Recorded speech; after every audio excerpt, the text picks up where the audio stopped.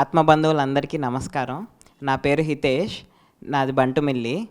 నాకు మొట్టమొదట ధ్యాన పరిచయం అనేది స్కూల్లో ఉన్నప్పుడు వెంకటస్వామి గారు వచ్చి స్కూల్లో స్టూడెంట్స్ అందరినీ గ్యాదర్ చేసి మెడిటేషన్ గురించి చెప్పారు. నాకు ఎందుకో తెలియదు కానీ దాని పట్ల ఒక తెలియని ఇష్టం అనేది వచ్చింది. సేమ్ అదే రోజు ఊర్లో రామాలయంలో క్లాస్ పెట్టి అందరినీ చెప్పారు. దానిలో మా మమ్మీ కూడా వెళ్ళి సేమ్ ఇదే చెప్పింది మెడిటేషను. కేర్ సెంటర్ ఓపెన్ చేసిన తర్వాత నేను మా మమ్మీ అప్పుడు నేను 8th క్లాస్ చదువుతున్నాను.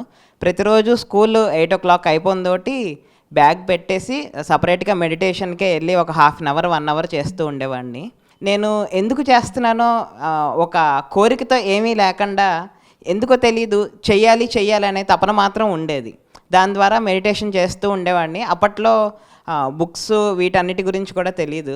మమ్మీ ధ్యాన మహాచక్రాలు వాటికి వెళ్ళి బుక్స్ కొనుక్కుని అప్పుడు పత్రిజీ గురించి చెప్తూ ఉండేది, పత్రి సార్ గురించి.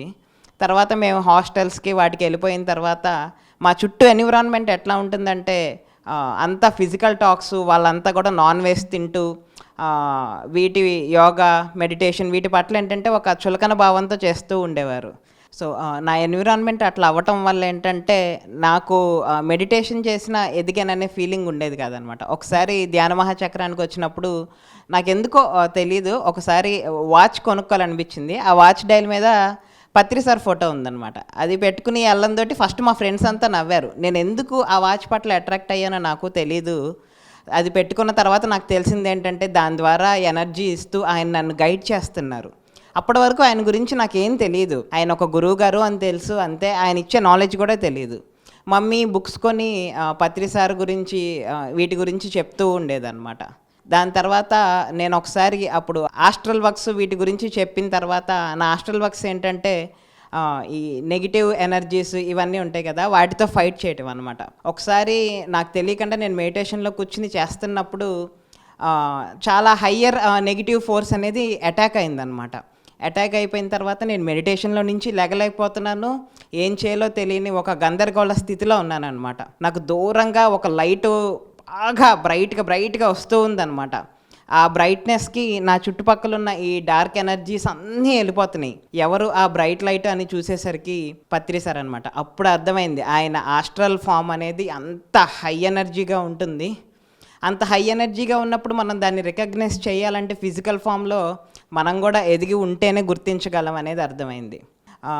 ఇంకొకసారి ఆయన మా పిరమిడ్ ఓపెనింగ్కి బంటుమిల్లి పిలవటానికి నేను మమ్మీ గుడివాడ వెళ్ళాము. అక్కడికి వెళ్ళినప్పుడు మొత్తం హడావిడిగా ఉంది. వెళ్ళి అడిగిన తర్వాత టక్కుమని చూసి ఓకే అన్నారు. మాతో పాటు వచ్చిన వేరే పిరమిడ్ వాళ్ళది నో అన్నారు.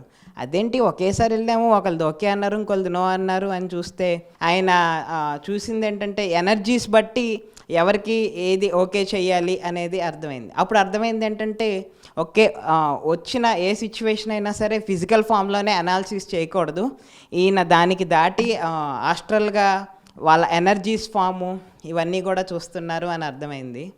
నెక్స్ట్ ఈయన్ని పర్సనల్గా బెంగళూరు పిరమిడ్ వ్యాలీలో కలిసాము. ఆ పిరమిడ్ వ్యాలీలో కలిసినప్పుడు స్టార్టింగ్ రాజకుమారి మేడం బెంగళూరు వెళ్దాం అన్నారు. అప్పుడు అనుకోకుండా వెళ్ళేసరికి పత్రి సార్ని కలవందోటి ఆ రూమ్లోకి ఎంటర్ అవ్వందోటి అప్పటి వరకు చాలా థాట్స్తో గజిబిజిగా ఉండేది. లోపలికి వెళ్ళందోటి ఒక తెలియని సైలెన్స్, ఎంత ఆలోచిద్దామన్నా సరే నా మైండ్లోకి థాటే రావట్లేదు. అప్పుడు అర్థమైంది ఓకే, ఒక బ్రహ్మర్షి ప్రెజెన్స్లో మన అందరి థాట్స్ 0 స్టేట్లో ఉంటాయి. అది ఆయన గ్రేట్నెస్ అనేది నాకు అప్పుడు ఫిజికల్ ఫామ్గా తెలిసిందనమాట. నేను లైవ్లో ఎక్స్పీరియన్స్ పొందాను. ఎప్పుడు కూడా పత్రి సార్ చెప్పే వర్డ్స్లో బాగా ఇన్స్పైర్ చేసేది ఏంటంటే వస్తే రాని, ఉంటే ఉండి, పోతే పోని. చాలా సింపుల్ ఫామ్లో ఉంటుంది కానీ దాని అర్థం మాత్రం చాలా లోతుల్లో ఉంటుంది. ఇది ఎప్పుడు నా లైఫ్లో నన్ను ముందుకు తీసుకెళ్తూ ఉంటుందన్నమాట. పత్రి సార్ చెప్పే వర్డ్స్ అన్నీ కూడా అంతే, చాలా సింపుల్ సెంటెన్సెస్ లాగా ఉంటాయి కానీ దాన్ని అనాలిసిస్ చేసుకుంటూ ఉంటే ఎంత డీప్గా అనాలిసిస్ చేస్తే అంత డీప్గా అర్థమవుతూ ఉంటాయి అని అర్థమైంది.